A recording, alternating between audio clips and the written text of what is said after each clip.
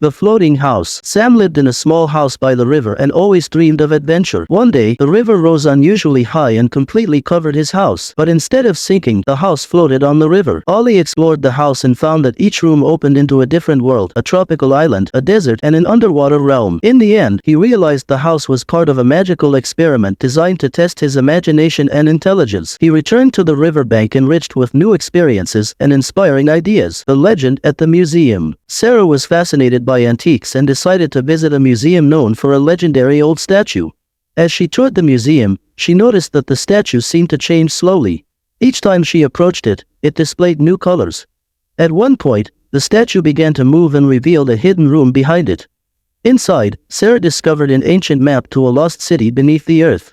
She realized the museum was preserving the secret of the ancient city, and the statue's transformation signaled the start of a new journey to uncover history. The secret door in the mansion. Tom was visiting an old mansion with his friends, and during the tour, he noticed a hidden door behind a curtain. After much insistence from his friends, he opened the door and discovered a secret room. The room was filled with strange and mystical items, old books, magical tools, and peculiar paintings. Tom learned that the mansion belonged to an old family known for their magic. Each item in the room was part of a magical trial to test those who entered. Tom and his friends enjoyed the adventure and explored the secrets together. The strange dream. Natalia had the same dream every night. A mysterious city with changing streets and floating buildings. One night, she decided to follow the dream and visit a place that resembled the city in her dream. Suddenly, she found herself in an interactive reality where each step brought her closer to achieving her dream. She discovered that the city was a reflection of her wishes and desires, and the dream was a means to explore her inner self and connect with another side of her personality. The enchanted room. John had just moved into a new apartment and was puzzled by one room that always seemed to be filled with strange noises. The room was cluttered with old pictures and disorganized items. He decided to investigate and found that the noises were coming from an old recording device hidden behind a wall. When he played the device, he heard voices discussing historical events in the neighborhood. The room was a secret laboratory of an old scientist, and the recordings revealed valuable historical secrets about the area. The mysterious box at the market. Emily was wandering through a busy market and found a small wooden box for sale. Driven by curiosity, she bought it. Inside the box, she discovered a collection of old letters and maps. The letters detailed a hidden treasure in the city dating back to ancient times. Paula followed the maps and searched the locations mentioned in the letters. With each discovery, the excitement grew, and she eventually found the treasure, which consisted of ancient jewelry from different eras. The magical musical instrument. Harry loved music and decided to buy an old musical instrument from a second-hand store. The instrument had an unusual shape, and when he began playing it, things in the room started moving strangely, and colors changed. Omar delved into the history of the instrument and found that it was a magical tool that represented a key to a hidden musical world. Each note he played opened a window to another realm filled with beautiful melodies and vibrant colors. Omar used the instrument for amazing musical journeys across different worlds. Not creepy, but definitely weird. While I was out in the Atlantic, we saw two small, old Chinese fishing vessels meeting up about half a mile behind us. Totally random in international waters, but incredibly far from China. Neither had ice signals, and the first one passed by us as if checking who we were and if we were staying on course. Then, it went straight to the other ship, and they seemed to mate or dock together. Maybe it was drug trafficking, or maybe just fishing, but it was strange, especially since we were about 10 degrees north of the equator, far from typical fishing routes. I was living with a good friend while I was about 5 months clean from meth, just barely sober, and I knew I could still cave at any moment. She got a new boyfriend, and while we all partied together, something felt off about him. I couldn't shake the feeling that he was hiding something. One afternoon, I went into her room to borrow makeup and walked in on him blow drying his meth pipe after cleaning it. That was my "I need to get the hell out" moment. I immediately packed all my stuff and was in my car, looking for a place to go within an hour. I'm still proud of myself for not touching that stuff again. I refused to let my stepmom walk me down the aisle, which led to her leaving my dad. Now, he wants to attend my wedding alone with a confession that has changed everything. I'm Lily, 28, and marrying my fiancé Richard, 30, in 3 months. To understand my situation, I need to go back to my childhood. My parents, Claire and Tom, met in college, married young, and had me when they were 25. For the first decade of my life, everything seemed perfect. We had weekends at the lake house, fishing with dad and picnics with mom, and family game nights. Though they argued occasionally, I always felt loved and secure. That changed when I was 10. Dad started working late more often, and mom seemed increasingly stressed. I overheard arguments about someone named Tanya, but I didn't understand what was happening. 2 years ago, I was in a severe car accident while practicing for my driver's test. I had asked my stepmom for permission to use the car, but after the accident, she lied to my dad, saying I took it without asking just to show off. My dad believed her and kicked me out while I was bedridden. I had to move in with my grandparents, who cared for me while my dad ignored me for months. Recently, my stepmom contacted me, demanding I attend their wedding because my absence would look suspicious to my dad's business associates. When I refused, she threatened to cut me out of my father's inheritance. I blocked them, but she kept pushing, so I publicly exposed her lies and threats, tagging my dad's business associates. The next day, I learned my post might have ruined a major business deal for them. Now everything's falling apart on their end, but there's something they don't know yet. Am I the a-hole for calling off my wedding after my fiancé asked my parents for money? I had told him I'd cover my half of the wedding because my parents were financially struggling. He argued, but I insisted, so he went behind my back and asked my parents for money, claiming I was worried about the costs. When I found out, I called off the wedding. I didn't tell anyone about the breakup, but my parents later sold their house to give us wedding money. When they told me, I broke down and admitted the wedding was off. They're now planning to use the money for my dad's new business instead, but I feel terrible. My fiancé blames me for not telling him my parents had initially offered to pay. Now I feel like I owe everyone an apology. Am I the a-hole for not letting my stepdad manage my inheritance? My parents and grandparents died in an accident, leaving me a large inheritance. My stepdad, whom I've never gotten along with, tried to have everything transferred to his name for safekeeping. I refused, and he got aggressive, pushing me out of the house. I lived with a friend until I turned 18. Now that I legally own everything, I'm considering whether to hire him as an asset manager. He has experience, but I don't trust him. I'm busy with college prep and need someone to handle the money, but I'm unsure if I should give him another chance. I feel guilty because he says he took care of me all these years, but I'm worried about risking my inheritance. One secret I'd never told my parents and don't plan on telling is that despite their belief I'm a respected surgeon in Spain, I'm actually a hospital janitor. I left the Philippines nearly 10 years ago to work and provide for my family. I spent my savings to give them the best experiences, including a vacation in Spain, where I pretended to be a successful surgeon. In reality, I cleaned floors, bathrooms, and patient rooms. My parents invested a fortune in my medical education and helped me move to Spain, believing I'm a doctor here. I worked 2 jobs to support myself and my family, but people treat me differently because I look different, despite being fluent in Spanish. I break down in tears every time I end our calls, knowing they would be disappointed if they knew the truth.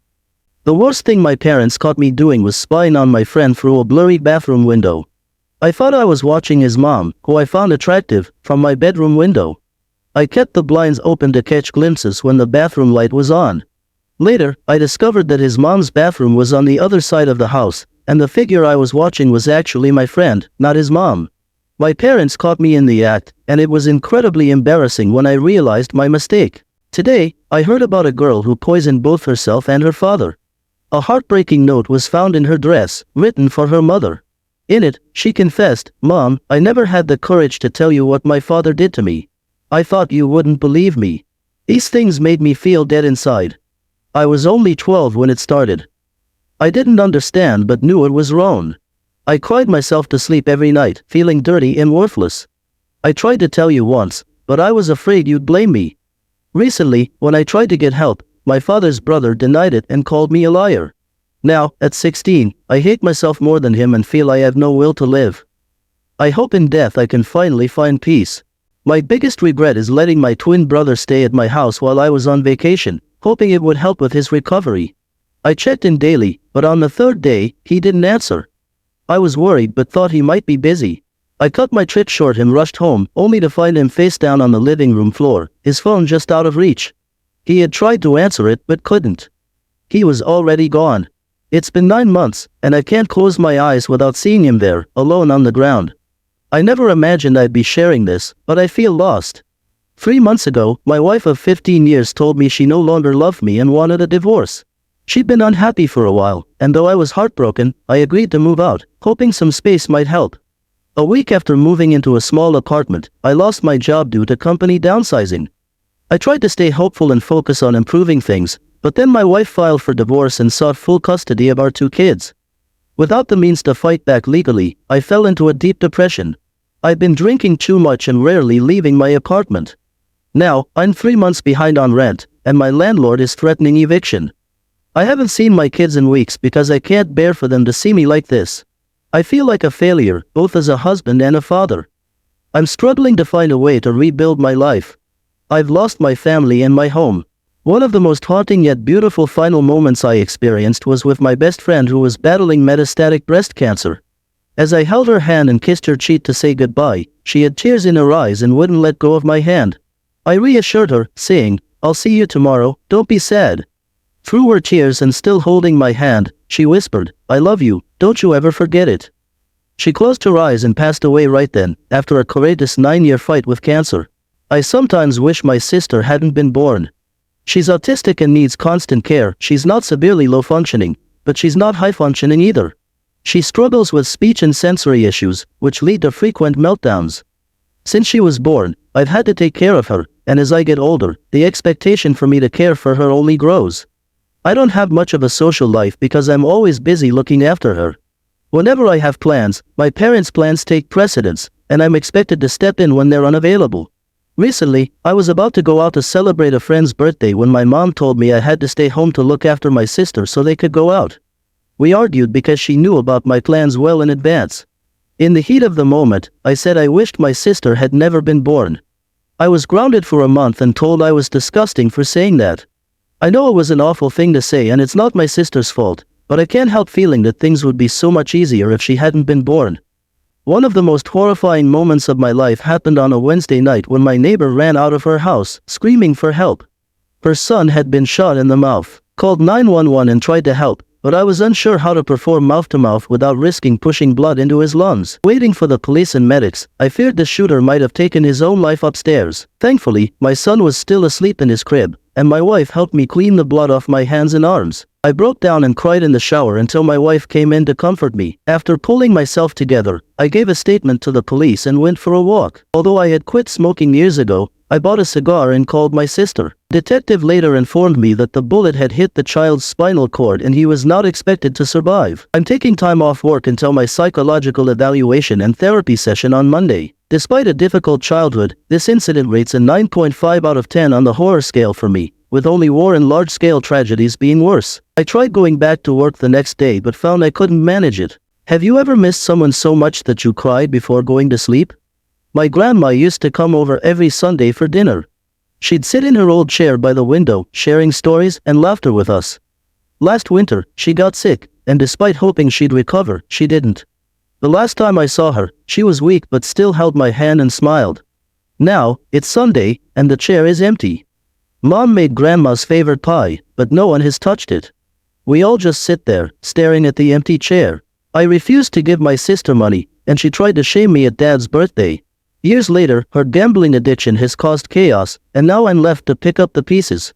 I'm a 28-year-old woman with a complex relationship with my older sister, Ginny, who is 34. Growing up in a small town in Ohio, we were close despite our age difference. Ginny was always outgoing, making friends easily and breezing through life, while I was more introverted, preferring books and quiet hobbies. Despite our differences, Ginny looked out for me, especially when I was bullied in middle school for my braces and glasses. Our parents, hard-working middle-class folks, Dad a high school teacher and Mom running a small bakery, emphasized the importance of education and financial responsibility. They did their best to provide for us, though money was often tight. Things changed when Jenny went to college at Ohio State University. Our parents were thrilled and scraped together every penny they could for her tuition, as she was the first in our family to attend college. My brother showed up at my door begging for help. I caught him stealing from me and discovered he was struggling with addiction. Now he's in rehab, and our family is falling apart. I never thought I'd be writing this, but I'm at a loss and could use some outside perspective. I'm Ellie, 28, and I've always been the responsible one in my family. Growing up, I was the straight-A student, the one who never caused trouble, and the daughter my parents could always rely on. But now, I'm questioning everything I thought I knew about my role in the family. My younger brother Jack, 17, came into our lives when I was 11. I remember the day my parents told me I was going to be a big sister. They were so excited, but I felt conflicted. I was used to being an only child and now had to share their attention. Looking back, I think that moment shaped my relationship with Jack. Our parents, Tom, 65, and Diana, 63, had Jack later in life, and they were in their late 40s when he was born. As someone who worked extensively with estates and trust accounts, I've encountered many unusual situations. One of the most striking cases wasn't about the will itself but rather the circumstances surrounding the trust account. I used to work in the estates department of a bank, where I managed files, including requests for withdrawals from trusts. One account stood out: a multi-million-dollar trust set up for a single beneficiary, the son of the deceased. The disturbing part was the backstory. The son had murdered his parents with a hammer in a grotesque and brutal manner. He pled insanity and was sent to a mental hospital. Once a year, he would call from the penitentiary, requesting $50 for commissary to buy chips and gum. The calls were always unsettling. He was polite but heavily sedated, and the quality of the call was always very tinny, as if he was far from the phone. The worst customer service I've ever encountered happened when my husband and I tried to upgrade our iPhones with AT&T. He was eligible for an upgrade 5 months before me, but they wouldn't let me upgrade at the same time, insisting I had to wait. Fine, whatever. When he upgraded, he also changed his number because we had moved across the country and wanted a local number. Since we were on a family plan, AT&T insisted that I had to change my number too, even though I didn't want to. Annoying but manageable. When my 5-month wait was over and I went to upgrade my phone, I was told I couldn't because I'd only been with AT&T for 5 months. I argued that I'd been a customer for 6 years, but apparently, changing our phone numbers set us up on a new account, erasing our history with the company.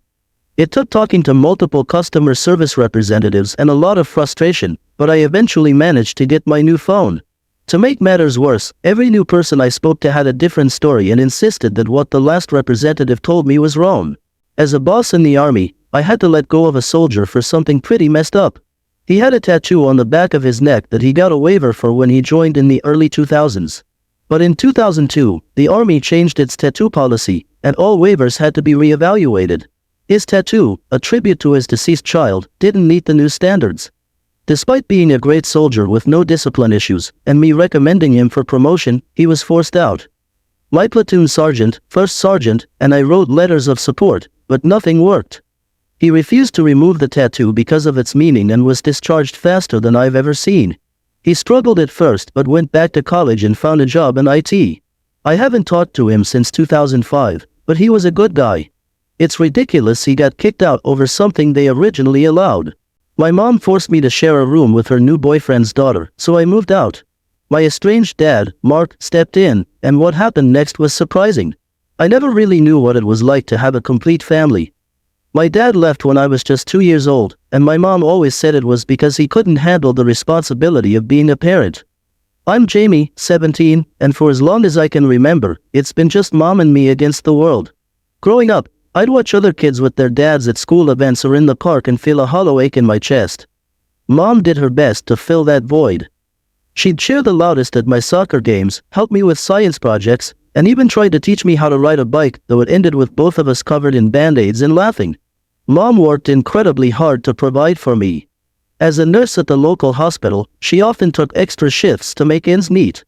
I remember falling asleep to the sound of her typing up patient reports long after I'd gone to bed. My husband went through my personal documents to sell my inherited beach house, so I kicked him out and filed for divorce. I'm 32, and I've been married to Rob, 35, for 7 years.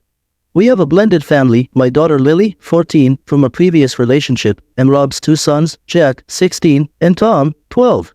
Our story started 10 years ago when we met at a local charity event. I was a single mom juggling 2 jobs to support Lily and me, while Rob was a successful businessman recently divorced. Rob swept me off my feet with his kindness and attention to both me and Lily. At first, our relationship felt like a fairy tale. Rob was caring and attentive, and he genuinely loved Lily as his own. He would spend hours playing with her, helping with homework, and taking her to father-daughter dances at school. His sons, Jack and Tom, were initially cautious, but they eventually warmed up to us. I remember the first time Jack called me mom during a family camping trip. Neutrogena facial soap, the unexpected stain remover. The classic yellow Neutrogena facial soap, the one in the pump container, is surprisingly effective at removing stains. I discovered this when I was 14, dealing with period stains and wanting to avoid embarrassment in a house full of men. To keep my underwear stain-free before doing laundry, I found that this facial soap worked much better than just using cold water. Curious about its stain-fighting power, I tested it on various fabrics with motor oil, lipstick, marker, juice, and soy sauce. To my amazement, the Neutrogena soap outperformed many of the laundry products I had at home. Though it's intended for skincare, this facial soap proved to be an unexpected powerhouse in stain removal. A night of chaos, and all units call at my house. When I was 15, my mom was dating a meth addict who had a notorious reputation and our address.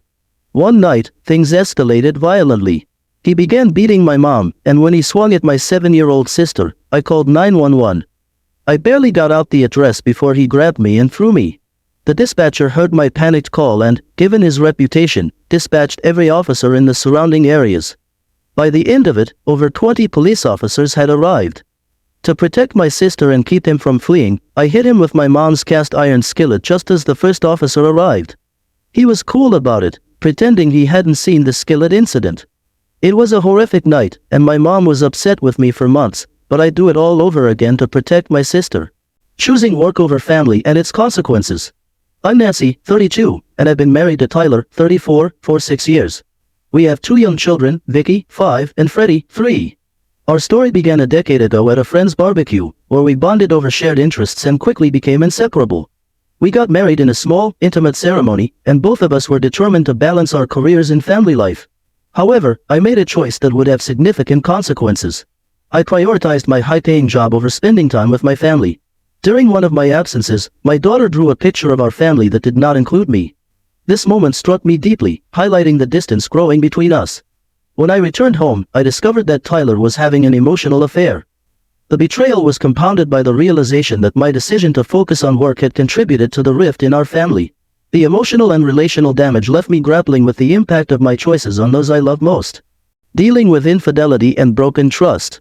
My wife Sarah, 35, and I, 37, have been married for 10 years. We met during our senior year of college at a friend's birthday party and instantly connected over our shared interests in 80s movies and spicy food. Our first date at a small Thai restaurant was filled with laughter and meaningful conversation. After graduation, we both landed jobs in the same city, Sarah as a junior copywriter and me in software development. The early years were challenging, living in a cramped studio and subsisting on ramen, but we were happy together.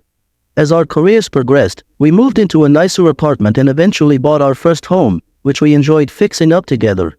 However, our relationship faced a serious challenge when I discovered Sarah was cheating. She begged for forgiveness, and just when I thought we were making progress, I found out she was still seeing him. The betrayal shattered the trust we had built over the years, and I'm now struggling with the impact of her actions on our marriage. Facing betrayal and rebuilding. I'm 32 and recently went through a devastating ordeal. My husband Andy, 34, and I were married for 5 years and have a 3-year-old daughter, Tiffany. We met 10 years ago at a mutual friend's barbecue. I had just started my career as a junior graphic designer, while Andy was working at a tech startup. We bonded over our love of 90s sitcoms and spicy food, and our relationship quickly progressed. Andy proposed after 2 years during a romantic beach getaway, complete with my favorite strawberry champagne. Our wedding was a small but special event, with my father, who was battling cancer, walking me down the aisle. Sadly, he passed away just 6 months later, making those memories even more precious. However, everything fell apart when I discovered that Andy had an affair and stole our daughter's college fund. The betrayal was compounded by his actions, and I had no choice but to kick him out. I've had to rebuild my life from scratch, focusing on my daughter and finding a way forward after this painful chapter. And all units call a family crisis. When I was 15, my mom was dating a meth addict known for causing trouble. One night, he went on a rampage and started beating my mom. In the midst of this, he swung at my 7-year-old sister. I ran to call for help, but he grabbed me and threw me, causing my call to the dispatcher to be garbled. The dispatcher, concerned by the situation and the man's reputation, escalated it as a possible homicide in progress. As a result, police from all surrounding jurisdictions rushed to our house, about 20 officers in total. I managed to keep the situation under control by hitting him with my mom's cast iron skillet just before the first officer arrived. Despite the chaos and my mom being upset with me for months afterward, I'm proud I stood up for my sister. One day, a girl and her sister start noticing strange occurrences in their home. The TV channel changes and items move when they leave the room, giving the impression of a haunting. Concerned, they inform their father, who initially dismisses it as pranks. However, the father experiences similar events, like finding the bathroom used when no one's been home. Suspicious, he searches the house and encounters an intruder, armed and painted, hiding in a closet. The girls manage to escape and alert the police, but the intruder flees. Fearful, the family stays in a hotel, avoiding their home until the intruder, nicknamed Slasher, is captured. When the father returns to the house, he spots Slasher, who disappears before police arrive. Inside, they find threatening messages and evidence of Slasher's presence, including a hidden crawl space. Police locate Slasher hiding among clothes and apprehend him. Slasher turns out to be a 17-year-old named Danny, who briefly dated Tina. He had been living in the family's walls, watching and manipulating them. After arrest and detention, Danny's released but resumes criminal activities, culminating in a violent home invasion. He assaults a pregnant woman, her son, and later her daughter. Eventually, he's apprehended again and sentenced to life in prison. One day, a woman named Heather finds herself in a terrifying situation at a mall parking lot. While buckling her son into his car seat, she encounters a man with a mustache wielding a gun. Heather, amidst a bitter divorce and custody battle with her husband Steven, is tragically shot by this mysterious assailant. Police investigation ensues, with witnesses describing the shooter as a mustached man. However, a crucial tip from a trucker staying near the mall leads them to suspect Steven's mother, Joanna, known as Grandma. Surveillance footage confirms a white Ford F-150, matching Grandma's truck, was seen near the scene. Despite initial denials, suspicion mounts on Grandma, especially after Steven identifies her in the CCTV footage. Further evidence, including wig fibers and gunshot residue in her truck, leads to Grandma's arrest. She is convicted of Heather's murder and sentenced to life in prison. This shocking incident unfolds in Snellville, Georgia. Once, an influencer known as Damn It Boy decided to venture into creating a second YouTube channel focused on extreme stunts, separate from his family vlogs with his pregnant girlfriend, Mona Lisa, and their 3-year-old. Despite Mona Lisa's reluctance, Damn It Boy persisted in persuading her to participate in a dangerous stunt involving him holding a Fitbook while she aimed a powerful firearm, a .50 caliber Desert Eagle, at him. After much persuasion, Mona Lisa reluctantly agreed. During the stunt, she fired the gun, intending to hit the book but tragically shot Damn It Boy in the chest instead, resulting in his death. Mona Lisa called for help, but it was too late. She was charged with second-degree manslaughter, served a sentence of 6 months, including 3 months of house arrest, and has since resumed making videos after healing from the trauma. 4 kids and their mother find themselves passengers on a small airplane flying over a jungle when the engine fails, causing a crash. Despite the pilot and 1 passenger dying on impact, the mother survives, albeit severely injured. The 4 kids, aged 13, 9, 4, and 11 months, are relatively unharmed. The eldest, Leslie, takes charge, creating a shelter from branches and hair ties. Sadly, their mother passes away days later due to her injuries, leaving the kids to fend for themselves. Leslie leads them away from the crash site to avoid attracting dangerous animals. Meanwhile, a search effort is underway back in civilization, led by the Colombian military and local indigenous people. Despite their efforts, the dense jungle and the kids' intentional hiding make finding them challenging. The military resorts to creative tactics like dropping leaflets and broadcasting messages through loudspeakers. After over 5 weeks in the jungle, the kids encounter a friendly Belgian shepherd named Wilson, a military rescue dog. This encounter leads rescuers to their location, and after 40 days in the jungle, they are finally found, albeit separated from Wilson, who sadly remains lost. Despite their ordeal, the kids are safe, albeit tired and hungry, and are rescued by soldiers. If you've ever tuned into late-night TV in the 90s, you might remember a familiar face, Don. His goal, to educate over 200 million people. But one day, Don's life took a tragic turn when he was found in the live. Back when Don had nothing, he was determined to get rich by any means necessary. He tried various ventures, from a dating service to a credit repair company, but they all failed, leading to bankruptcy and legal trouble. Undeterred, Don found success selling 1 to 900 numbers, particularly psychic hotlines, through newspaper ads. This success led him to late-night infomercials, where he sold get-rich-quick schemes, becoming a household name and amassing a fortune. However, Don's success waned over time as people grew tired of his schemes. Financial losses, legal issues, and failed business ventures followed, leading to bankruptcy. But Don wasn't done yet. He partnered with Doug Grant to sell vitamins, making extravagant claims about their health benefits and turning it into a pyramid scheme. Despite warnings from the FDA and customer complaints, Don continued, leading to a raid on their business and the dissolution of their company. Facing numerous fraud charges and potentially lengthy prison time, Don disappeared before his trial. However, his attempt to evade justice was short-lived as he was found hiding in a local gym. Facing the prospect of a long prison sentence, Don made a tragic decision, ending his own life in his jail cell just days before his trial. Sherry's story is a bizarre and shocking tale of deception and self-inflicted trauma. Initially, her disappearance sparked widespread concern and a frantic search effort, but as the truth unraveled, it revealed a twisted scheme orchestrated by Sherry herself. Following her disappearance, Sherry's husband, Keith, and law enforcement launched a search for her, garnering significant media attention and community support. However, after 22 days, Sherry was discovered on the side of a highway, emaciated and with a Bible verse branded on her shoulder blade. Despite her claims of being abducted by 2 Latino women, inconsistencies in Sherry's story raised suspicions among investigators. DNA evidence eventually linked the case to Sherry's ex-boyfriend, James, leading to a startling revelation. Sherry had staged her own kidnapping. Sherry's elaborate hoax involved self-inflicted injuries, weight loss, and a fabricated abduction narrative. She sought attention and escaped from her suburban life, resorting to extreme measures to achieve her goals. James, unaware of Sherry's deception, unwittingly became a pawn in her scheme. Ultimately, Sherry pleaded guilty to her crimes and was sentenced to 18 months in prison, ordered to repay the state for the resources expended in the search for her. Her husband, Keith, subsequently filed for divorce, ending their tumultuous relationship. Sherry's case serves as a cautionary tale of the lengths some individuals will go to in pursuit of personal desires, leaving a trail of deception and destruction in their wake. The collar bomb heist involving Brian, Marjorie, William, and Barnes is a convoluted and chilling tale of deception, betrayal, and tragedy. Brian, an innocent pizza delivery man, finds himself thrust into a nightmare scenario when he's coerced into robbing a bank under the threat of a bomb strapped to his neck. The bomb's explosion, tragically, brings his life to a horrific end. As investigators delve into the case, they uncover a web of deceit and criminality. Marjorie emerges as a central figure, implicated not only in the bank heist but also in the unalive of her boyfriend, which was aimed at securing her family inheritance. William's involvement adds another layer of complexity, with allegations of him being the mastermind behind the collar bomb plot. The shifting narratives provided by Barnes further muddy the waters, implicating various individuals in different roles within the scheme. Ultimately, Marjorie is sentenced to life in prison for her involvement in the collar bomb heist, while William and Barnes face lengthy prison terms for their roles. The story serves as a stark reminder of the lengths to which some individuals will go for personal gain, leading to devastating consequences for all involved. It also highlights the intricate work of law enforcement agencies in unraveling complex criminal schemes and bringing perpetrators to justice.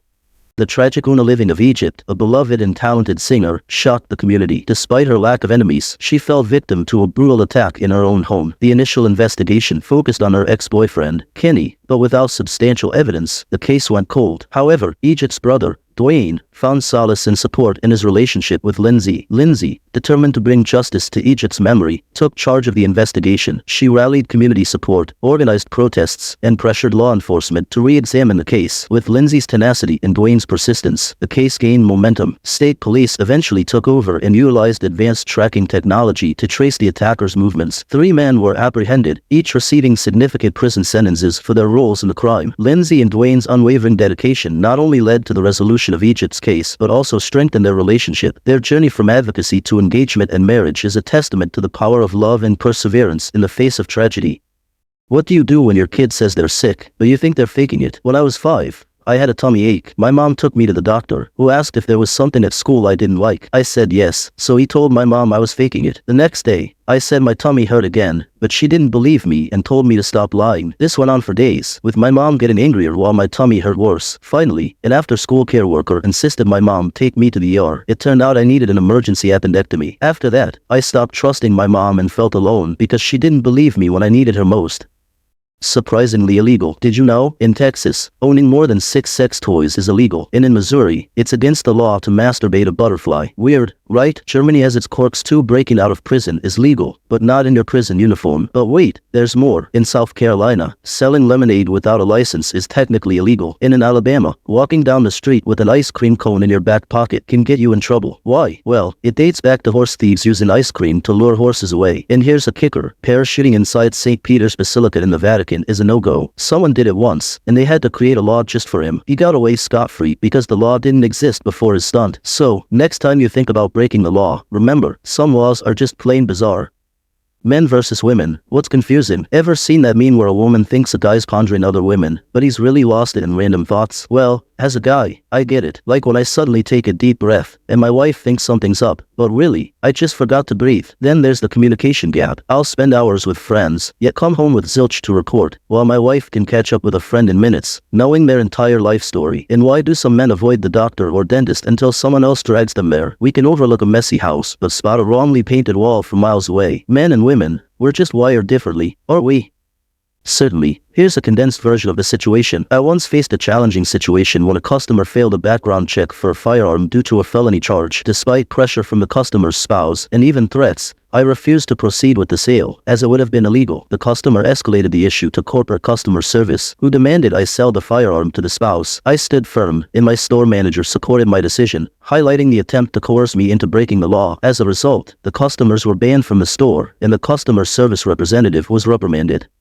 The bright student from our school, known for his exceptional grades, has taken an intriguing path since then. Despite his social awkwardness, he delved into experimenting with explosives at a young age, showcasing his intellect. While many of us were toying with firecrackers, he was ordering chemicals online, unknowingly raising red flags with the authorities. Consequently, Armed police raided his home in the dead of night, leading to a thorough examination of his creations by the bomb squad. Although his explosives turned out to be relatively stable, they had to be disposed of safely. We lost touch after that, but a glimpse into his life through social media reveals an impressive journey. He pursued a degree in physics at Cambridge and now utilizes his brilliance to design software for trading companies. His personal life has seen him marry into a prominent family in Hong Kong, where he splits his time between his apartment and his London residence. At the tender age of 5, a Christmas gift from my father left my mother in tears. Among the presents lay a mysterious cassette tape, its contents a mystery to us all. With hesitation, my mother pressed play, and through the speakers echoed my father's voice. He declared that the gift he presented couldn't be wrapped or unwrapped like the others. It was the gift of life, of a united and joyful family. He pledged to quit smoking and drinking, acknowledging his past faults and their toll on our health. Though he anticipated challenges, he vowed to remain sober, to cherish every moment with us. Witnessing our struggles with health issues and his own behavior's impact had moved him profoundly. For the remainder of his days, he pledged this gift of life through his love for us. One criminal's audacious maneuver left quite an impression, seen on a police chase show. As the dashcam footage rolled, the suspect's car weaved dangerously along the road at night. The pursuing officer signaled for a stop, and to their surprise, the driver complied. But before the officer could react, the driver shut off the engine, tossed the keys into the woods, and cracked open a fresh bottle of vodka, downing it in one go. In a subsequent interview, the cunning criminal, his voice and face obscured, revealed his strategy. With multiple DUIs under his belt, he had become well-versed in drunk driving laws. Exploiting a loophole, he knew that consuming alcohol immediately upon being pulled over could skew sobriety tests. By not opening the bottle until outside the car, he avoided an open container violation, and with the keys out of reach, he ensured there was no possibility of being accused of operating the vehicle under the influence. This display of drunken ingenuity left viewers torn between admiration and disgust for the criminal's cunning tactics. In the event of a nuclear explosion, understanding the dynamics can be crucial for survival. Contrary to common belief, most of the damage and casualties stem from the shock wave rather than the fireball, which has a smaller radius. If you ever witness an extremely bright flash akin to staring directly at the sun, do not attempt to locate its source. You likely have only seconds to react. If you're far enough from the fireball, quickly lay face down on the ground, placing your thumbs in your ears and fingers over your eyes, and breathe through your teeth. By laying face down, you increase your chances of the shockwave passing over you without causing as much harm. Standing up during the blast can lead to severe injuries, including ruptured lungs and eardrums. Once the shockwave subsides, seek shelter immediately. While the initial blast causes significant casualties, an even greater threat arises from nuclear fallout in the aftermath. Understanding these survival tactics could be life-saving in such a dire situation.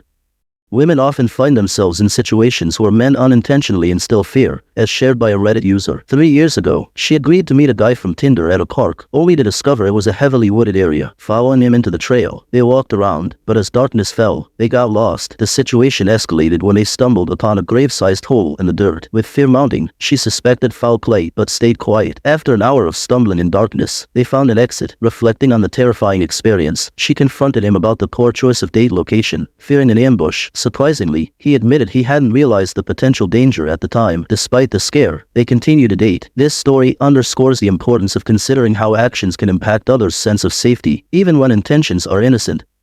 The ordeal began with a shocking visit from the police, who arrived to arrest me for a car accident I supposedly caused and fled from afterward. However, I've been blind my entire life and have never held a driver's license or owned a car. The confusion arose because the car involved was registered in my name and to my address, with an insurance policy and driver's license found inside. It soon became clear that my own sister had stolen my identity. Her history of driving violations, accidents, and DUI convictions led her to use my identity to obtain a license, insurance, and a vehicle. Fortunately, the police recognized the discrepancy and took a report on the identity theft. Although I promptly locked my credit to prevent further harm, my sister didn't attempt any financial fraud using my identity. Her capture came about because she paid for the insurance and vehicle registration with her own debit card. While my parents were understandably upset upon learning about the identity theft, the truth had come to light, and steps were taken to address the situation.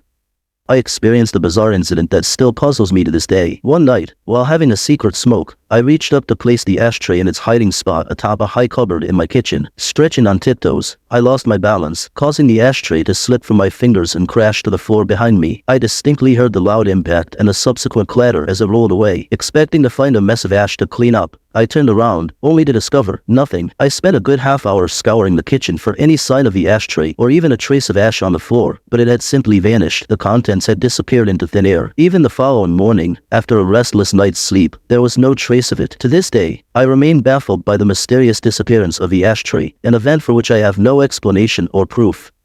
As a landlord, I've encountered situations where tenants stopped paying rent and refused to vacate the property. When I learned from our property manager that a tenant was struggling financially, I took a proactive approach. Instead of immediately resorting to legal action, I personally visited the tenant to discuss their situation with empathy. After acknowledging their money troubles, I gently addressed the issue of unpaid rent and hinted at the possibility of a prolonged struggle. Then, I made them an offer. I would provide them with $500 in cash if they agreed to vacate the premises within 3 days. Additionally, I assured them that their entire deposit would be refunded. All I requested was permission to inspect the property for any potential damage. Suddenly, I became the most understanding landlord imaginable. On the agreed-upon day, I arrived with my maintenance worker, a formidable ex-Marine, and a receipt stating that the tenant was voluntarily leaving and receiving compensation. Once they departed, we promptly rekeyed the lock and secured the property, ensuring it was ready for the next tenant. This approach allowed for a smoother transition without escalating tensions or causing further damage to the property.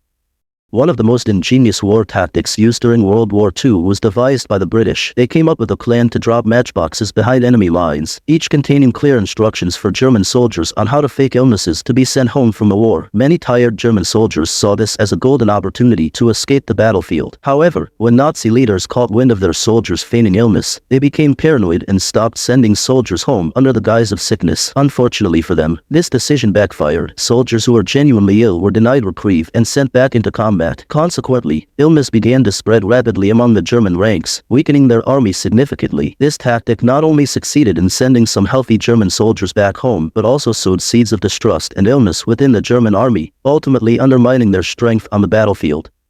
Lying can be justified when it saves innocent lives, as demonstrated by a young German soldier during World War II. Ordered to search a house for Jews, he initially declared it clear after a brief inspection. However, his commanding officer remained skeptical and insisted on checking the attic. Despite his doubts, the soldier climbed the ladder and discovered a hidden group of Jews, including women and children. Knowing that revealing their presence would mean their certain death, he lied and reported the attic as empty. His deception allowed the Jews to remain hidden and ultimately survive the war. Decades later, one of the survivors would recall the anonymous soldier's act of kindness, which ensured the safety of everyone in the attic. In this extraordinary circumstance, dishonesty became the right course of action, as it prevented a tragedy and preserved innocent lives.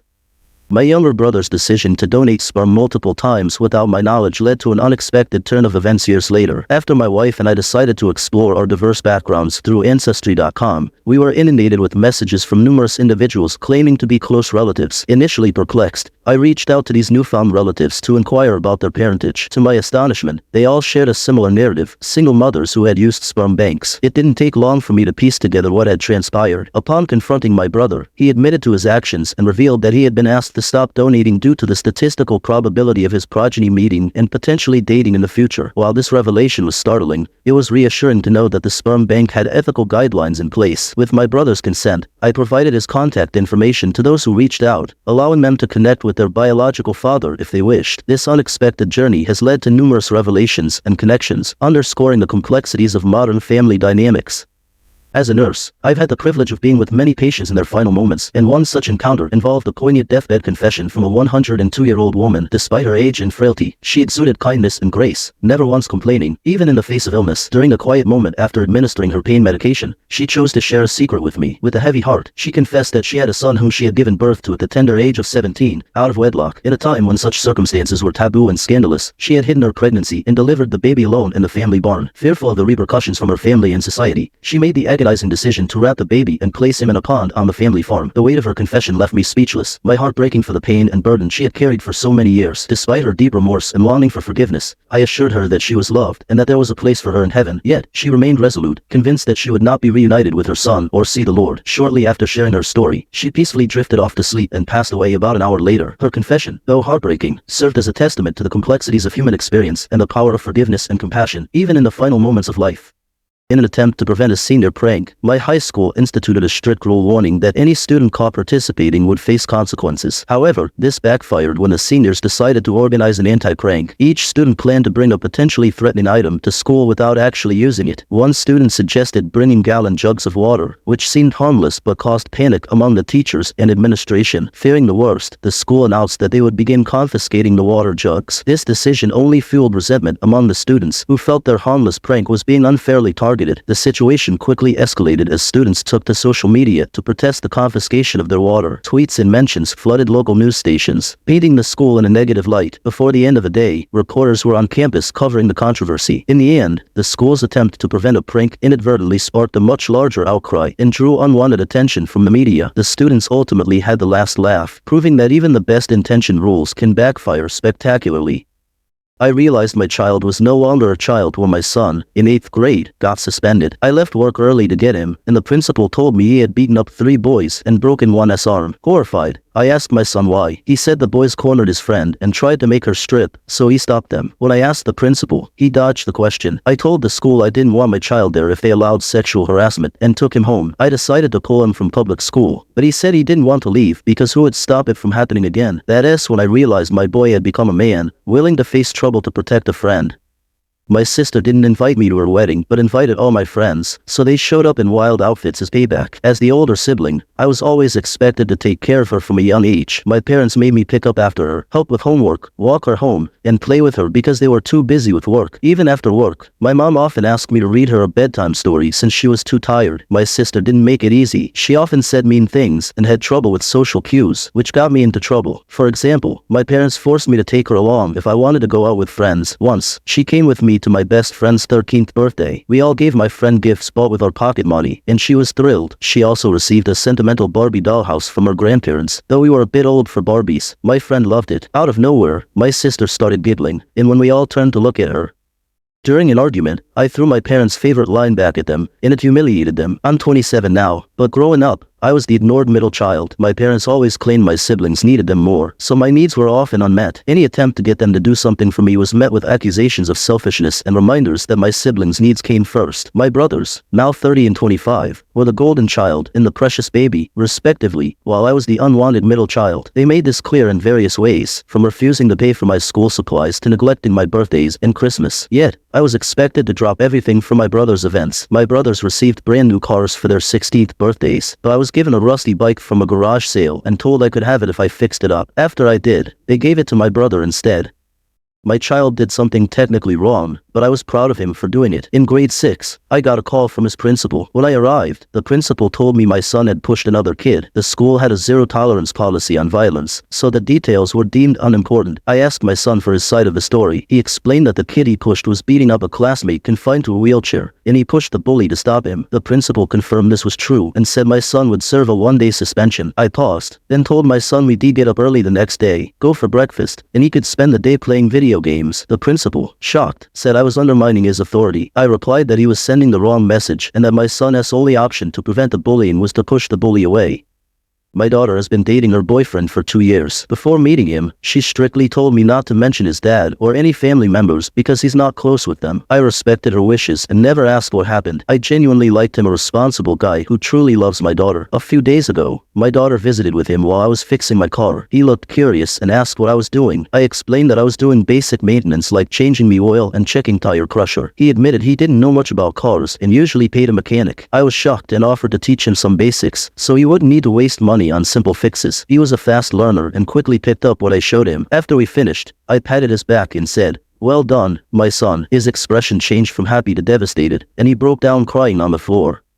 A wife told her husband that if he ever came home drunk, she would leave him. One night, he goes out, drinks a lot, and ends up throwing up all over himself. Panicking, he asks his friend for advice. His friend suggests, go home and tell your wife that someone else threw up on you. Put a 20 note in your jacket pocket and show it to her, saying the man gave it to you for the dry cleaning bill. Following his friend's advice, he goes home. His wife is initially furious, but he explains the story and shows her the 20. She looks skeptical and asks, "Why do you have 2 20 notes?" He replies, "Oh, the other one is from the man who soiled my pants." A man married a woman who had divorced 10 husbands before him. On their wedding night, she told him, "Please be gentle. I'm still a virgin." Shocked, the groom asked how that could be after 10 marriages. She explained, the first husband was a sales representative, always promising but never delivering. The second, in software services, was unsure how it functioned. The third, from field services, said everything checked out but couldn't get the system up. The fourth, in telemarketing, had the order but no delivery date. The fifth, an engineer, needed years to implement. The sixth, in finance, wasn't sure if it was his job. The seventh, in marketing, struggled with positioning. The eighth, a psychologist, only talked. The ninth, a gynecologist, only looked. And the 10th, a stamp collector, Well, I miss him, but marrying you, a lawyer, I'm really excited, the husband replied. But why? You're marrying a lawyer this time, she chuckled. I know, I'm going to get really screwed.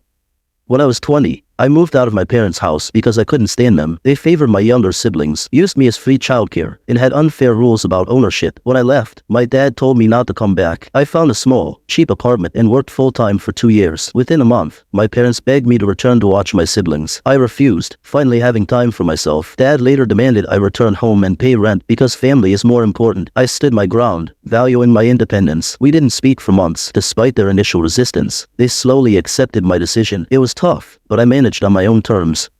The college student asked the teacher if he could sit next to him at lunch. The teacher responded arrogantly, saying, "A swan shouldn't be friends with a pig. Then I shall fly on." Undeterred, the student replied with a smile. Upset by the student's mischievousness, the teacher decided to make it difficult for the student during the oral exam. Despite the tough questions, the student had amazing answers. Frustrated, the teacher asked a trickier question. You're walking on a road and find 2 bags, one containing gold and the other cleverness. Which one do you choose? The student confidently replied, gold. The teacher disagreed, stating he'd choose cleverness as it's more important. The student countered, everyone would choose what they don't have. Enraged, the teacher wrote S on the student's paper. Unfazed, the student returned, reminding the teacher to provide a grade. The teacher was explaining math to the class. If I gave you 2 cats, and another 2 cats, and another 2, how many would you have? The boy confidently replied, 7. Confused, the teacher tried a different approach. If I gave you 2 apples, and another 2 apples, and another 2, how many would you have? The boy answered correctly, 6. The teacher tried again. Now, if I gave you 2 cats, and another 2 cats, and another 2, how many would you have? The boy replied, 7. Frustrated, the teacher asked, where in the heck do you get 7 from? I've already got a freaking cat. An industry secret from my time as a Victoria's Secret model. When I was hired, the beauty manager meticulously measured my body and handed me a list of targets, especially for my breasts. They wanted a natural increase, so surgery wasn't an option. They sent me a list of supplements to take, which I initially doubted, but surprisingly, they worked. I went up a whole cup size in a year. The supplements included biotin for hair, omega-3 for nails, and specifically B Vitality for breast growth. I had to sign a non-disclosure agreement, but I won't keep these secrets from other women, so the next time you see a skinny model with a large bust claiming to be all natural, they most likely used supplements like B Vitality to achieve that look. I married a woman who had divorced 10 husbands. On our wedding night, she told me to be gentle because she was still virgin. Shocked, I asked how that could be after 10 marriages. She explained, the first husband was a sales representative, always promising but never delivering. The second, in software services, was unsure how it functioned. The third, from field services, said everything checked out diagnostically but couldn't get the system up. The fourth, in telemarketing, had the order but no delivery date. The fifth, an engineer, needed years to implement. The sixth, in finance, wasn't sure if it was his job. The seventh, in marketing, struggled with positioning. The eighth, a psychologist, only talked. The ninth, a gynecologist, only looked. And the 10th, a stamp collector. Well, I miss him, but marrying you, a lawyer, I'm really excited. I replied. But why? You're marrying a lawyer this time. She chuckled. I know, I'm going to get really screwed.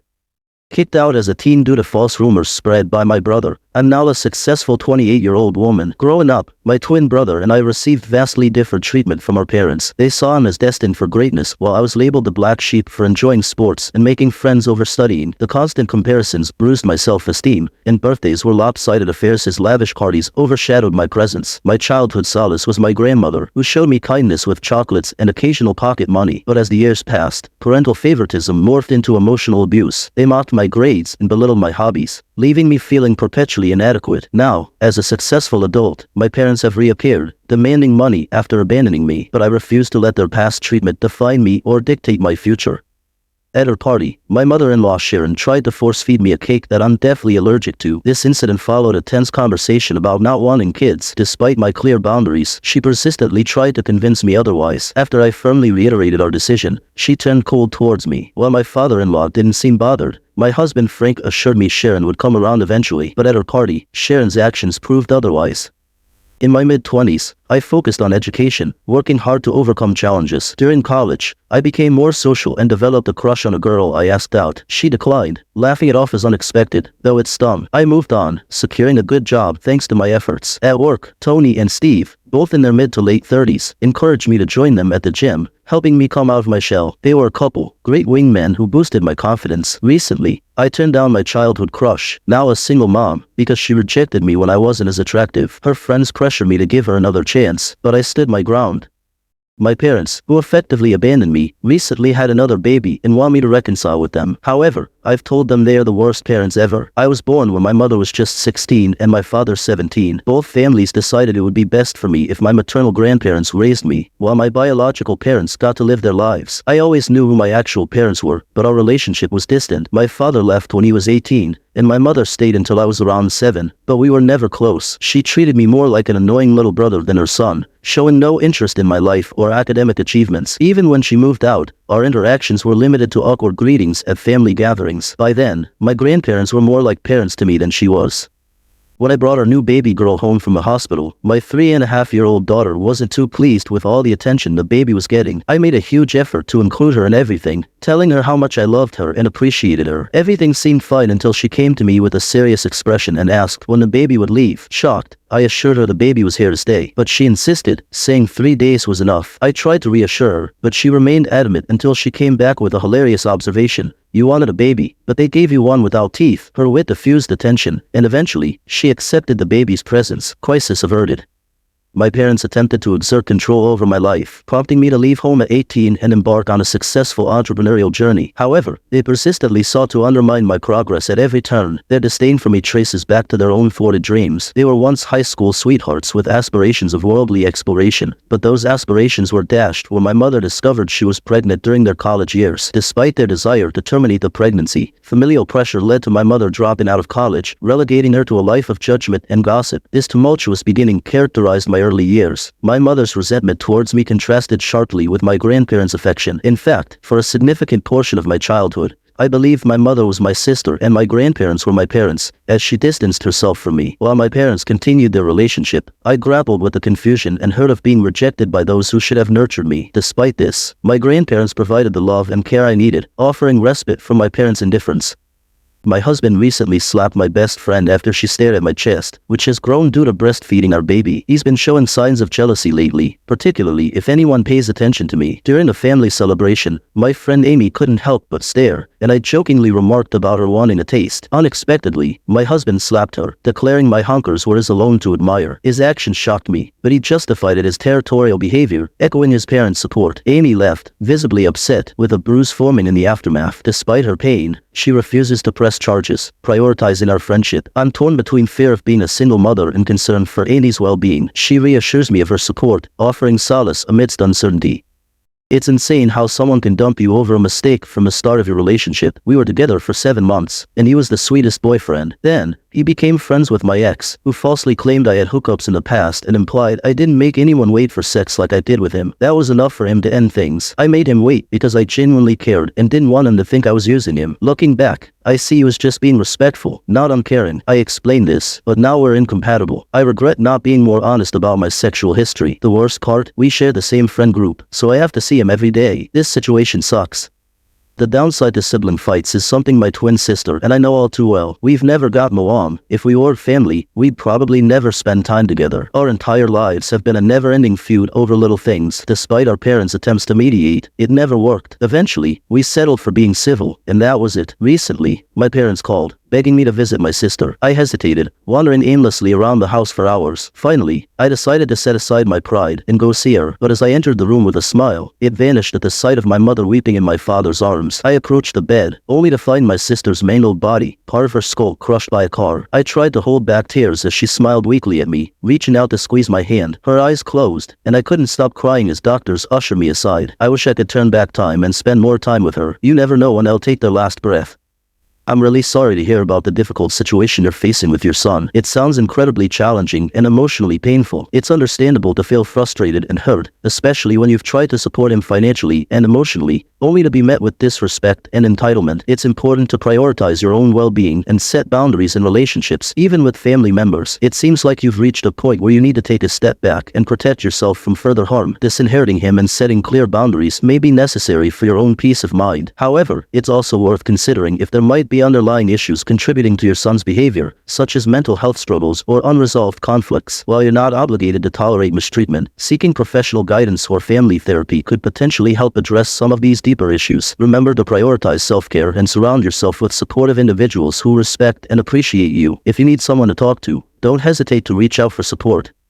Tipping in the USA is becoming excessive. Yesterday, my girlfriend and I wanted to play cool, so we went to a bar with tables. To our surprise, there was a $5 cover charge per person just to enter, on top of an $8 per person per hour fee for playing. Feeling a bit ripped off, we decided to go ahead since we were already there. We played for an hour, had some drinks, and I tipped the bartender. When it came time to pay the $17 for the hour of pool, the cashier asked for a tip of either 18%, 20%, or 22%. I tried to skip the tip, but the system wouldn't let me continue without selecting something. Eventually, I found a small button to decline tipping, but it was sneaky. I'm frustrated. Tipping shouldn't be expected for every single thing, yet it feels like it's becoming the norm. My wife abandoned me and left behind a letter explaining why. I spent years unsuccessfully trying to track her down, but now she's back, begging to reconcile.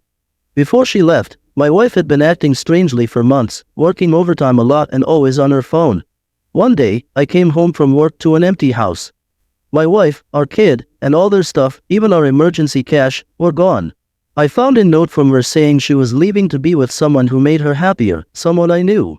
She didn't disclose who it was. After reading the letter, I broke down. The pain was indescribable. I drank a lot that night, feeling like she'd stabbed me in the heart. The mystery of who she left me for drove me mad. I suspected my old friend Nick and my coworker Trey but found no evidence. I spent weeks cycling through potential partners. The thought of her loving someone else I knew was torturous. I drank heavily and couldn't fathom someone else getting the happiness I once had. She took our kid, and I felt utterly lost. I considered divorce or contacting the police but couldn't bring myself to do it. I had no motivation and spent hours in bed. My house became filthy, and everyone felt like a suspect.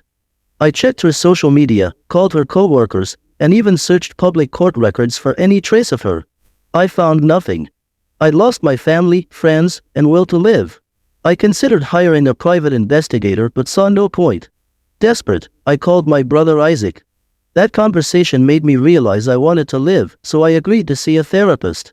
I found a therapist, Mrs. Smith, who specialized in family-induced trauma. For 2 years, I worked on healing.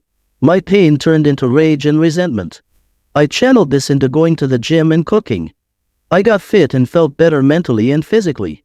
Then, I found a letter from Emily in the mail. She said leaving me was the biggest regret of her life. Her new partner had been abusive, and she realized no man could compare to me. She begged for forgiveness and asked to meet in person. We met at a local coffee shop. She dressed to seduce me, wearing my favorite shoes and smelling like cookies. She apologized, saying the man she left me for had cheated on her from the start. She revealed it was my brother Isaac. The betrayal was unbearable. The person who talked me out of taking my own life had been with my wife all along. I demanded to know where our kid was. She promised I could see him but wanted to reconcile. I told her I only wanted shared custody, not a reunion.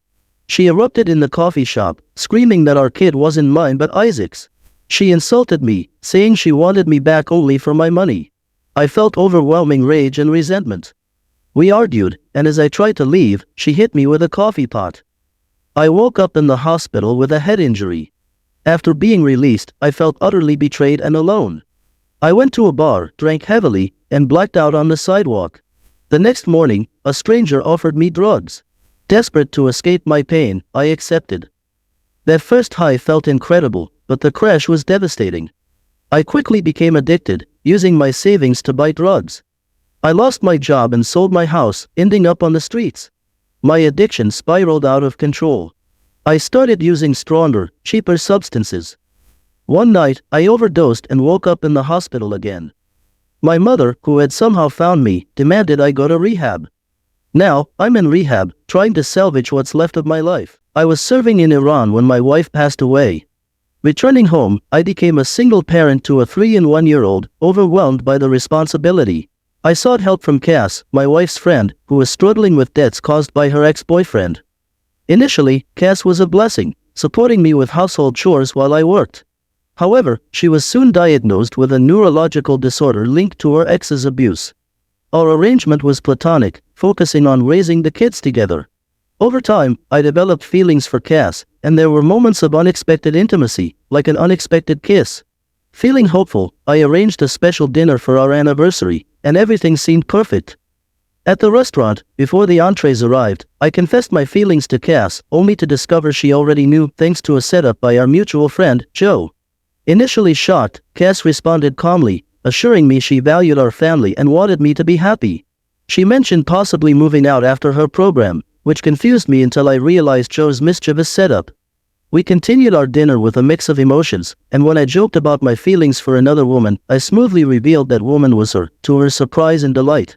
We shared a moment, laughing off Joe's prank, and enjoyed the evening with dessert and kisses. Later, at home, we enjoyed more intimate moments, interrupted by our youngest son's puppy and a heartfelt realization of our growing family bond. The next morning, I woke up excited for our future together, despite the challenges. Recently, Cass had a rough day after learning her abusive ex had been released on parole. Despite feeling guilt over not testifying against him, I reassured her and took steps to ensure her safety. We faced a scare when he showed up at our door, but Cass handled it with surprising confidence, and we secured a restraining order against him.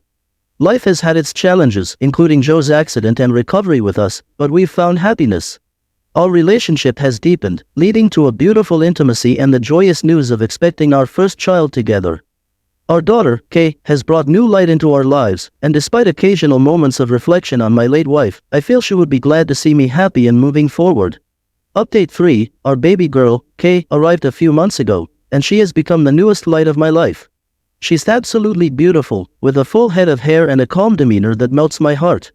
Becoming a father again has been an incredible experience, especially with Cass by my side.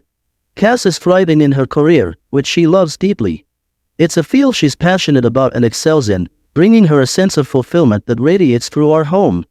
Despite the challenges we've faced, life feels exceptionally good right now. Our youngest son adores his new sister and is always eager to help out, even if it's a bit clumsier than he realizes. Joe's doing okay too. His back still bothers him from the accident, but he's found happiness with a woman he met through mutual connections. We're all rooting for him, grateful for his presence and support during our journey. Reflecting on it all, I sometimes find myself silently speaking to my late wife, especially at night or when I visit her grave. There's a comforting sense that she's at peace, knowing that I found happiness and love again. As I look at my growing family, I feel determined to be the best possible man for Cass and our children. Life has a way of surprising us, but right now, I have no complaints, just gratitude for the love and joy filling our home. I punched an autistic student after he groped me, and now I feel like everyone hates me. I've been wondering if I'm the bad guy here. The incident with Troy was the last straw. I've known Troy since nursery, what Americans call kindergarten, and he's always been very dependent, which I attributed to his autism. For some reason, he developed a crush on me. Despite my gentle rejections over the years, he wouldn't accept no for an answer. As we grew older, his behavior worsened. He started making inappropriate comments about my body and asked to touch me. His friends even pressured me to show him my body, claiming no one else would be kind enough to do so. By 7th grade, he began groping me. I reported this to the teachers, but they insisted that his autism meant he couldn't help it. I was the one at fault if he had a meltdown when I was with another guy. I felt like my sole purpose was to cater to his needs, as though I wasn't allowed to be my own person. The groping continued despite my repeated pleas for him to stop. I remember crying on the floor while teachers told me that his autism made him act this way and that I was being a good person for enduring it. The physical contact was painful. He grabbed my chest and but forcefully, which hurt a lot. For 4 years, I was trapped in this role of caretaker, friend, and constant source of his attention. I couldn't stand it any longer. One day, when I was wearing a skirt, he put his hands up it and groped me. I lost control and punched him in the face, breaking his nose. Now, I'm being isolated for 2 months for bullying an autistic student. Troy is 16 years old and acts normally around his friends. He treats everyone else with respect. The backlash against me has been severe. I'm receiving death threats and being told I deserved worse. I feel like I should have been more sympathetic or accepting, as if I was his only chance. I want to clarify that my issue is with Troy personally, not with autistic individuals in general. I'm grateful for the support and validation from those who have reached out. To give more context, Troy's family is prominent in our community. His father is a high-ranking military officer, and his mother is involved with the school board and community events. This influence likely affected the handling of the situation. Despite attempts to involve law enforcement, they dismissed the case due to Troy's mental status. Fortunately, my parents are now considering legal action, and my relatives are helping to fund a good lawyer. I'm taking a break from school and staying with my grandmother to recover. My aunt is funding my therapy, which I desperately need. Thank you all for your kind words, they mean a lot to me. I hope you find unexpected good fortune in your lives as well. Am I the bad guy for taking my clothes off at the Cheesecake Factory? So, I'm a 23-year-old woman, and my boyfriend, who is 24, and I were celebrating our 1-year anniversary. We decided to go out to the Cheesecake Factory for dinner since he knows how much I love their cheesecake. This detail will be important later. Everything was going great until an elderly man at the next table accidentally knocked his chair back just as our server was approaching. This caused the server to stumble and spill hot coffee down my back. It was extremely painful and startling, so I instinctively screamed and pulled up my shirt. I'm pretty small-chested, so I usually don't wear a bra, and in the chaos, I flashed the surrounding tables. I was embarrassed, but it was a reaction to the pain. I quickly pulled my shirt back down after realizing what happened, though it was up for about 15 seconds. The server kept apologizing, but it was clearly an accident. Despite this, my boyfriend wanted to leave immediately. He said I was overreacting and that I was putting on a show for everyone in the restaurant. He was insistent that we needed to leave to avoid further embarrassment. I tried to explain that it wasn't a big deal and that I really wanted to stay and get some cheesecake because it's my favorite. I even offered to get some to go, but he was adamant that we should leave and didn't understand why I wasn't mortified. After some arguing, we did end up staying, but he kept mentioning that he thought the men at the nearby tables were staring at me inappropriately. I told him that if they were being gross, that wasn't my problem. When we got in the car, he told me I ruined our anniversary and that he couldn't believe I chose cheesecake over him. We argued the whole way home, and when we arrived at my place, he pretty much kicked me out and left. We haven't spoken today, and now I'm wondering if I'm the bad guy here. I think your safety should always come first. If it's really hot coffee that burns and leaves a mark, getting it off your skin is the priority. I burned myself with hot oil before, and it left a mark for months. If your boyfriend is more concerned with his comfort than your health, he might not be a good partner. It's understandable to be embarrassed, but that shouldn't overshadow your well-being. The way he talked about the people around us also suggests he might have other issues he needs to deal with. So, I'd say you're definitely not the bad guy here. You were just trying to protect yourself. As for your boyfriend, he seems to have prioritized his own comfort over your safety, so he's at fault. Thanks for tuning in, everyone. Don't forget to like and subscribe. That's all for today, catch you later. Am I the bad guy for blowing up at my husband's friend after her wife died? Here's the situation, I'm 36, and my husband Ian, who is 44, has been friends with Jenna for a long time, long before we met. I know Jenna, but we don't really click, so we're not close friends. Jenna's wife, Laura, sadly passed away in early March. Although Laura was terminally ill, her condition had been stable and she was expected to survive another 2 to 5 years. Jenna has been relying heavily on Ian for support, which I understand, but she's been coming to our house daily and staying in our guest room most nights because she doesn't want to be alone. While I've been trying to be patient and not take it personally, it's been challenging. My birthday was last Sunday. On Saturday, I returned home after a morning out to find Jenna at our house. I made small talk and asked Ian about dinner reservations for the next day. Jenna immediately intervened, asking Ian if he was going to be out the following day. When Ian confirmed, Jenna panicked, saying she wasn't ready to be alone. I was about to suggest that Jenna could still hang out while we were out, but she looked at me with anger and said, "Don't you have any effing friends you can go with?" That set me off, and I responded with, "Don't you have any other effing friends you can go bother?" She called me selfish for monopolizing my husband, and I had reached my limit. I told her to leave my house and not come back. Ian tried to mediate, but things escalated quickly, and he ended up escorting Jenna out, supporting my decision due to her rude behavior. Now, a few days later, I'm feeling conflicted. I should have been more understanding of Jenna's situation, but I also believe she should have treated me with more respect. I'm unsure if I overreacted. Based on what I see, you're not the bad guy here. You acted out of frustration and didn't have full control of your emotions at that moment. It's understandable that you were overwhelmed. Jenna's behavior was inappropriate, but given her recent loss, it's hard to judge her too harshly. She's trying to cope with the void left by her late wife and is likely leaning heavily on Ian for emotional support. Overall, you're doing a good job by letting Jenna stay at your house, even though your reaction was harsh. Therefore, you get a 0 out of 5 bad guys for your actions. Your husband scores a 3 out of 5 good guys because he stood up for you and supported your decision, while also providing support to a friend in need. Jenna receives a 0 out of 5 bad guys, not because her actions were right, but because she's grieving and struggling with her emotions. Losing a loved one is incredibly difficult, and she's likely acting out of deep pain and confusion. You've done a commendable job supporting Jenna, and given your self-doubt, it's clear you have a good heart. There's a good chance you may reconcile with Jenna once things settle down. Kudos to you and your husband for being considerate and supportive. Thanks for tuning in, everyone. Don't forget to like and subscribe. That's all for today, catch you later. Am I the bad guy for telling my birth sister she doesn't have the right to make demands? I'm a 27-year-old woman who was adopted at birth. My adoptive parents had previously adopted my older sister Grace, 29, and, 3 years after me, adopted my younger sister Cassie, 24. Grace and Cassie kept their original first names from their biological families, but I wasn't given a name by my birth parents, so I didn't have that connection growing up. About 5 years ago, I discovered I had a birth sister who was 2 years younger than me. When she reached out, she was 20 and I was 22. She had been told that I was essentially stolen by my parents and that they hadn't wanted to give me up.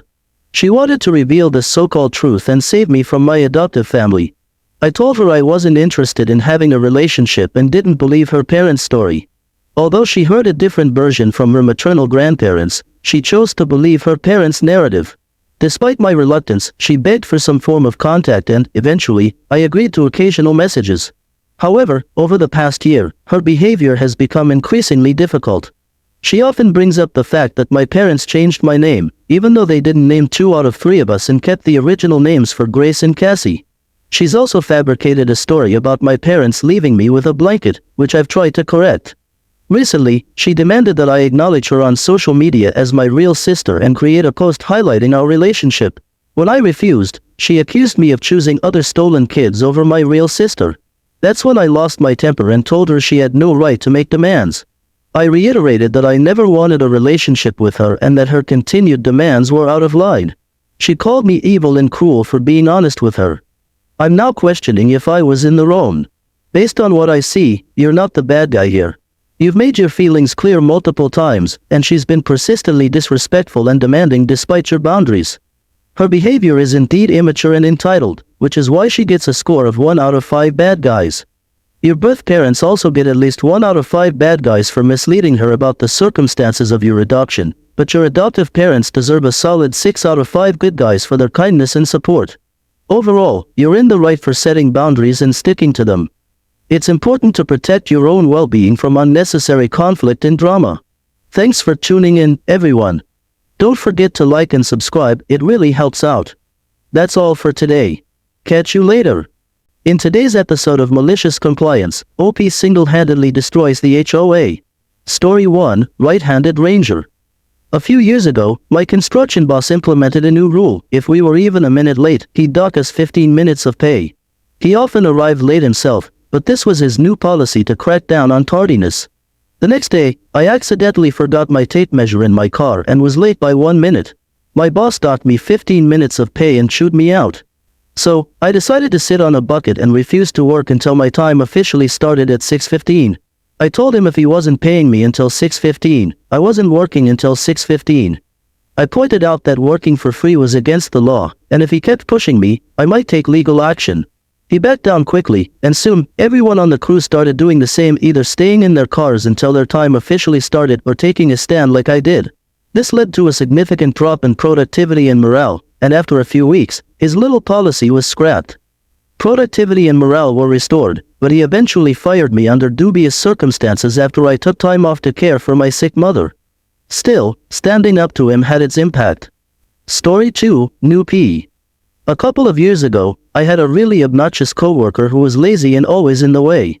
One night, while doing a big mop job, he stood in the middle of my path, smirking. I warned him to move or I'd dump the water over him. He dared me to do it, so I did. I poured the remaining water over his sneakers. He complained about his wet socks, but it made him move, and he learned not to mess with me. Story 3, HOA Showdown. Years ago, we installed cameras in front of our home, making sure they didn't film any neighbor's property. Our friendly neighbor had no issue with this, but our other neighbor, Karen, who was on the HOA board, demanded we take the cameras down or face consequences. Shortly after, the HOA sent us a notice claiming we were violating a nuisance bylaw, even though no specific bylaw covered cameras. We fought back, knowing this was more about Karen's vendetta than any actual violation. We cost the HOA over $4,000 in legal fees by dragging out the case with numerous emails and postponements. We didn't want to go to court, so we removed the cameras before the hearing. Despite this, the HOA declared us guilty of violating the bylaw in the hearing. At the annual HOA meeting, I exposed the $4,000 spent on attorney fees disguised as title searches. This revelation led to a shakeup in the HOA board. About half of them lost their positions, though Karen and a few others remained. A week later, we reinstalled our cameras on a post instead of our house, cleverly bypassing the HOA's ruling. They sent a letter demanding the cameras be removed, but a firm response indicating our readiness to fight deterred them. The cameras remain in place to this day, and the HOA hasn't bothered us since. Thanks for tuning in. Don't forget to like and subscribe for more great content. That's all for today. Catch you later. The consequences of a mistaken pathology report, a surgeon's nightmare. In the world of medicine, mistakes can have profound impacts, and this situation highlights the severe repercussions of an error in pathology. I'm not a surgeon but work in a pathology lab, where I witnessed a particularly harrowing case. A surgeon performed a double mastectomy based on a pathology report from a different hospital system. The report indicated that the patient had a type of breast cancer that required the removal of both breasts. However, upon examination, we found no trace of cancer in either breast. The surgeon was visibly distressed. We had to submit an extraordinary amount of tissue blocks for analysis, which is highly unusual. The surgeon stood by, watching intently, as we went through the process. His frustration was palpable as he swore and expressed his anger, lamenting the reliance on outside pathology reports. The situation was dire. The patient had been subjected to a double mastectomy based on a report from a lab that had mistakenly labeled her specimen.